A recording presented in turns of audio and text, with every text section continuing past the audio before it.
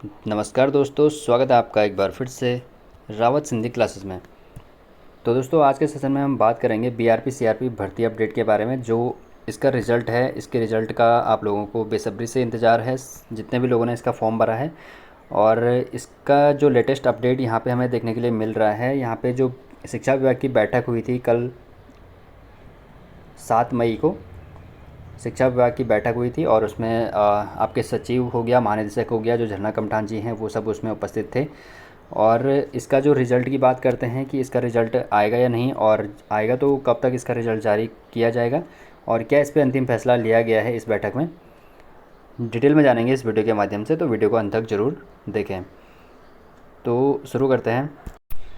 तो दोस्तों, यहाँ पे एक न्यूज़ आई है आज के पेपर में। तो यहाँ पे लिखा है, साफ साफ लिखा है कि बीआरपी सीआरपी का कार्य करने वाले जो शिक्षक हैं वो जाएंगे मूल विद्यालय। तो इससे साफ साफ जो कल की बैठक हुई थी, झरना कमठान जी जो डीजी हैं, अभी शिक्षा महानिदेशक हैं हमारी, तो उन्होंने साफ साफ यहाँ पे कल की बैठक में बोल दिया है कि जो शिक्षक हैं, जो पहले बीआरपी सीआरपी का काम देख रहे थे, वो अपने मूल विद्यालय में जाएंगे, और उनको मूल विद्यालय में जाने का आदेश पारित कर दिया है। और उन्होंने मुख्य शिक्षा अधिकारी को पत्र लिखा है, और मुख्य शिक्षा अधिकारी के द्वारा जितने भी खंड शिक्षा अधिकारी हैं उनको बीईओ, यानी कि जो बीईओ है, सीईओ के द्वारा पत्र लिखा गया बीईओ को, और बीईओ को बोला गया है कि जितने भी शिक्षक हैं अब जो बीआरपी सीआरपी का कार्य कर रहे थे, उनको अपने मूल विद्यालय में जाने के लिए कहा गया है, ताकि जो नई वैकेंसी है, जो नई बीआरपी सीआरपी का जो रिज़ल्ट है, उससे जो चयनित अभ्यर्थी आएंगे वो वहाँ पे अब क्या करेंगे, काम संभालेंगे। तो एक बहुत बड़ी खुशखबरी यहाँ पे देखने के लिए मिल रही है। और जो आपका रिज़ल्ट जारी होगा, यहाँ पे लग रहा है कि आपका जो रिज़ल्ट है वो कल शुक्रवार को, या फिर आने वाले हफ्ते, जो अगला हफ्ता है उसमें अगले हफ्ते तक आपका जो रिज़ल्ट है वो जारी हो जाएगा। तो बहुत बड़ी खुशखबरी यहाँ पे जो बीआरपी सीआरपी के कैंडिडेट हैं उन सब के लिए यहाँ पे रहने वाली है, जो इसका इंतज़ार कर रहे थे बेसब्री से। तो आपका इंतज़ार अगले हफ्ते तक ख़त्म हो जाएगा, और आपका जो रिज़ल्ट है वो जल्दी ही आपको देखने के लिए मिल जाएगा। तो यहाँ पे ये न्यूज़ है, काशीपुर की न्यूज़ है। यहाँ पे लिखा गया है, शिक्षा विभाग ने ब्लॉक रिसोर्स पर्सन यानी कि बीआरपी और CRP cluster resource person CRP का कार्य करने वाले जो शिक्षक हैं वो अब मूल विद्यालय जाएंगे और बच्चों को पढ़ाएंगे। तो जो सीआरपी और बीआरपी वाले जो शिक्षक थे वो मूल विद्यालय भेज दिए हैं, क्योंकि अब नई वैकेंसी आएगी, तो नए कैंडिडेट वहाँ पे जो बीआरपी सीआरपी के लिए जो कमेटी गठित की थी, तो वो लोग वहाँ पे अब क्या करेंगे, कार्य को संभालेंगे। ठीक है, जैसे आपका रिजल्ट आएगा उसके बाद आपको तुरंत ज्वाइनिंग मिलेगी, और ज्वाइनिंग मिलने के बाद ही आपको 1 महीने के अंदर ही आपको ज्वाइनिंग इसमें मिल जाएगी। उसके साथ यहाँ पे लिखा गया है कि जो इसके साथ ही जो प्रधानाध्यापकों को जो सीआरसी नहीं है, सीआरपी है, सीआरपी का दायित्व सौंपने के निर्देश दिए गए हैं प्रधानाध्यापकों को। और साफ साफ कहा गया है इसमें कि नियमों का उल्लंघन करने पर संबंधित के खिलाफ कार्रवाई की जाएगी। तो साफ साफ कड़ा आदेश दिया गया है कि किसी भी नियम का यहाँ पे उल्लंघन नहीं होना चाहिए, और जो शिक्षक हैं वो मूल विद्यालय में भेजे जाने चाहिए। तो मुख्य शिक्षा अधिकारी जो कुंवर सिंह रावत हैं, उन्होंने क्या किया, खंड शिक्षा अधिकारियों को पत्र जारी किया है, और मुख्य शिक्षा अधिकारियों को जो पत्र गया है वो डीजी झरना कमठान में, यानी कि शिक्षा महानिदेशक जिनकी कल बैठक हुई थी, तो वहाँ से इनको आज निर्देश दिया गया है। तो उन्होंने अपने से जो नीचे वाले जो ऑफिसर हैं, जैसे बीओ हो गया, खंड शिक्षा अधिकारी, तो इनको आदेश दिया है। ठीक है, तो इस पत्र में क्या किया गया, इस पत्र में इन्होंने यही कहा है कि भारत सरकार ने सर्व शिक्षा अभियान के एवं राष्ट्रीय माध्यमिक शिक्षा अभियान के एकीकरण के बाद, तो आपको पता है कि जो बीआरपी सीआरपी की वैकेंसी है वो सर्व शिक्षा अभियान की वैकेंसी है। ठीक है, समग्र शिक्षा अभियान की वैकेंसी है, और माध्यमिक शिक्षा अभियान के अंतर्गत एकीकरण के बाद वर्ष 2022-23 में क्या हुआ था, से पूर्व में गठित बीआरपी और सीआरपी, ये बीआरसी सीआरसी नहीं है, बीआरपी है। ठीक है, बीआरपी सीआरपी का पुनर्गठन किया गया था। तो बीआरपी सीआरपी का पुनर्गठन किया इन्होंने 2022-23 में।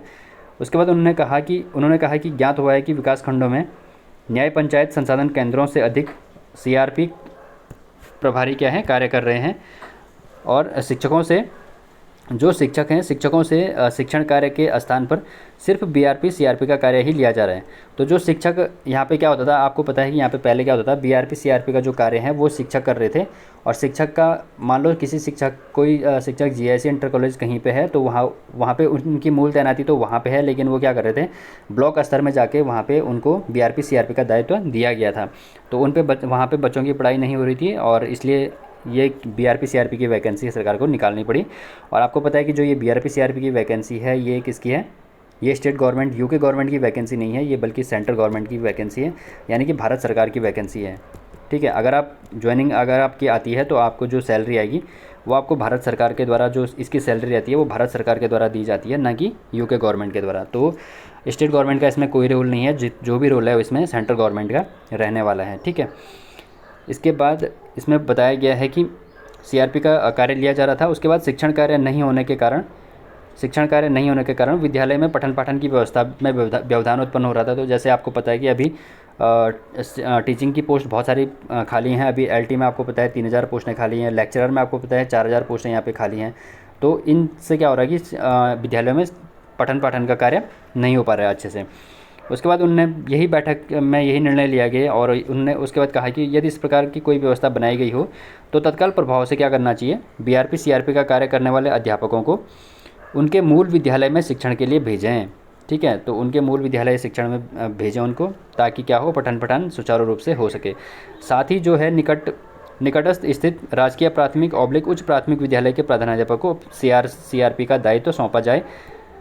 चेतावनी दी है कि अगर आदेशों का पालन नहीं किया गया तो अनुशासनात्मक कार्रवाई की जाएगी। तो कड़े से कड़े निर्देश दिए गए हैं शिक्षकों को अपने मूल विद्यालय में भेजने के लिए। और आपको पता है वो क्यों दिए गए हैं, क्योंकि बीआरपी सीआरपी का रिजल्ट जल्दी ही यहाँ पे देखने के लिए हमें मिलने वाला है। तो अब जो इसमें जो टीचर थे वो राजकीय प्राथमिक यानी कि जो प्राइमरी के टीचर थे, और जो उच्च जूनियर हाई स्कूल के जो टीचर थे वो यहाँ पे बीआरपी सीआरपी का कार्य यहाँ पे क्या कर रहे थे, देख रहे थे। तो अब उनकी तैनाती अब उनको मूल विद्यालय में जाने के लिए आदेश दे दिया है कल झरना कमठान डीजी के द्वारा। और जो बीआरपी सीआरपी का जो रिज़ल्ट है वो अब जल्दी ही यहाँ पे आपको देखने के लिए मिल जाएगा। और इसी महीने यानी कि मई में जो आपका डीवी होगा, मई के तीसरे चौथे हफ्ते में आपका डीवी हो जाएगा। और डीवी होने के बाद आपको मई के लास्ट में या फिर जून के पहले हफ्ते में आपको क्या मिल जाएगी, ज्वाइनिंग आपको मिल जाएगी। तो बहुत जल्दी इस पर काम होने वाला है और आपका रिज़ल्ट बहुत जल्दी यहाँ पर आउट होने वाला है। इसके बाद बात करेंगे जो इसकी मेरिट लगेगी। कई लोगों का क्वेश्चन ये भी था, क्वेरी आ रही थी कि जो इसकी मेरिट लगेगी वो कैसी लगेगी। तो आपको पता है कि जो इसकी मेरिट लगेगी साफ साफ बता दिया, इससे पहले वाली वीडियो में बताया था मैंने। तो इसकी जो मेरिट लगेगी वो जनपदवार लगेगी, जनपदवार इसकी मेरिट लगेगी, यानी कि डिस्ट्रिक्ट वाइज लगेगी। तो अब ये देखना होगा कि आपके डिस्ट्रिक्ट में और आपके ब्लॉक में कितनी सीटें खाली हैं। तो हो सकता है कि इसकी मेरिट जो है जनपदवार के अलावा इसकी मेरिट ब्लॉक वाइज भी लग सकती है, क्योंकि ये विकासखंड में रहने वाली वैकेंसी है। बीआरपी सीआरपी जो रहते हैं वो विकासखंड में रह के ही क्या करते हैं, अपने कार्य को संभालते हैं। तो मेरिट इसकी जनपदवार लगेगी। और आपकी जो मेरिट है, जो आपके गुणांक हैं, वो आपके पॉइंट, जितने भी आपके पॉइंट बन रहे हैं वो पॉइंट आपको जब आपने फॉर्म भरा था वो पॉइंट वहाँ पर आपको दिख रहा होगा, शो हो रहा होगा।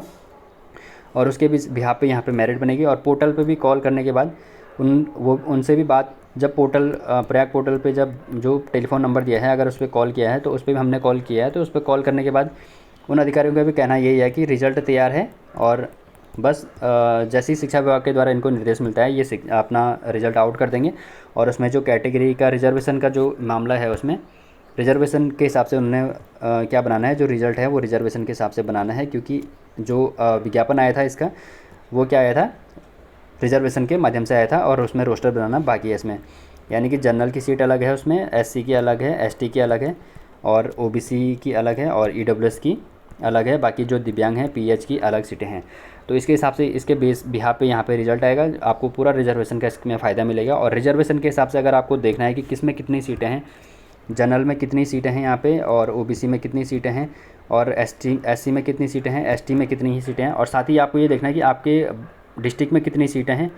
रुद्रप्रयाग, चमोली, टिहरी, कुमाऊं, गढ़वाल, कहीं भी मतलब आपको देखनी है, चंपावत, पिथौरागढ़ में कितनी सीटें हैं डिस्ट्रिक्ट वाइज। और साथ ही साथ आपको ब्लॉक वाइज भी देखनी है कि ब्लॉक वाइज आपकी इसमें कितनी सीटें हैं। तो इसके लिए इस चैनल पे आपको पहले से वीडियो मिलेगी, उसमें बीआरपी सीआरपी की जो डिटेल वीडियो है वो आप वहाँ से देख सकते हो। वहाँ से आपको इसका जो डिटेल इन्फॉर्मेशन है, डिटेल नोटिफिकेशन है, वो आपको वहाँ पे मिल जाएगा। कितने लोगों ने इसमें फॉर्म भरा है और कितने लोगों ने अपना फॉर्म एडिट किया है पोर्टल पे, और कितनी इसकी मेरिट जा सकती है, और कितने इसमें जो 955 पद हैं वो 955 पद आपको पता है टोटल है। और जो 955 पद हैं वो किस हिसाब से यहाँ पे बांटे गए हैं, कैटेगरी के हिसाब से और डिस्ट्रिक्ट के हिसाब से और साथ ही साथ ब्लॉक के हिसाब से, वो सब आपको उस जानकारी मिल जाएगी उस वीडियो में। तो आप उस वीडियो को मैं कमेंट सेक्शन में भी दे दूँगा और डिस्क्रिप्शन बॉक्स में भी दे दूँगा, वहाँ से भी आप उस वीडियो को देख सकते हो। और बाकी जो अगर एक मेरिट की बात करेंगे कि इसकी मेरिट कितनी जा सकती है, कई लोगों की ये भी क्वेरी थी कि मेरिट कितनी जा सकती है। तो इसकी मेरिट अगर एक आइडिया लगाएं तो जनरल की जो मेरिट है वो लगभग ऐसा लगता है कि 90 प्लस ही यहाँ पे जो जनरल की मेरिट है वो रहने वाली है। लेकिन फिर भी वो डिपेंड करेगा कि आपका डिस्ट्रिक्ट कौन सा है और आपका ब्लॉक कौन सा है और आपके डिस्ट्रिक्ट में कितनी सीटें हैं। अगर आपके ब्लॉक या आपके डिस्ट्रिक्ट में ज़्यादा सीटें होंगी तो वहाँ पे क्या होगी, मेरिट कम जाएगी। और अगर वहाँ पे अगर आपके ब्लॉक में अगर कम सीटें हैं तो वहाँ पे मेरिट क्या जाएगी, हाई जाएगी, कट ऑफ वहाँ पे हाई जाएगी। तो ये आपको देखना है कि आपके डिस्ट्रिक्ट में कितनी सीटें हैं और आपके ब्लॉक में कितनी सीटें हैं। तो जनरल की लगभग जहाँ पे भी जाएगी तो 90 प्लस ही यहाँ पे जनरल की सीटें, जनरल की जो कट ऑफ है वो रहने वाली है। बाकी SC ST OBC की जो कट ऑफ है वो 90 से नीचे रह सकती है। और जिन लोगों के, कई लोगों के जो यहाँ पे गुणांक हैं, पॉइंट हैं, वो 100 प्लस भी बन रहे हैं। तो जिनके 100 प्लस यहाँ पे गुणांक बन रहे हैं तो उनका तो यहाँ पे क्या है, श्योर कह सकते हैं कि उनका श्योर सिलेक्शन है। फिर भी डिपेंड करेगा कि उनके लिए भी डिपेंड करेगा कि उनके डिस्ट्रिक्ट में कितनी सीटें हैं, क्योंकि जो मेरिट लगने वाली है वो क्या है, पहले भी बताया है और अभी बता रहे हैं कि जो मेरिट लगने वाली है वो जनपदवार इसमें मेरिट रहने वाली है। तो यही था दोस्तों आज की वीडियो में। तो इसी तरह की जैसे भी जब भी इसका रिज़ल्ट आएगा, जैसे ही इसका रिज़ल्ट आएगा तो चैनल के माध्यम से आपको अपडेट कर दिया जाएगा। तो इसी तरह की अपडेटेड इन्फो पाने के लिए वीडियो को लाइक कीजिए, ज़्यादा से ज़्यादा लोगों तक वीडियो को शेयर कीजिए ताकि और लोगों तक भी ये इन्फॉर्मेशन पहुंच सके, और चैनल को सब्सक्राइब ज़रूर कीजिए। तो मिलते हैं अगली वीडियो में, तब तक के लिए धन्यवाद।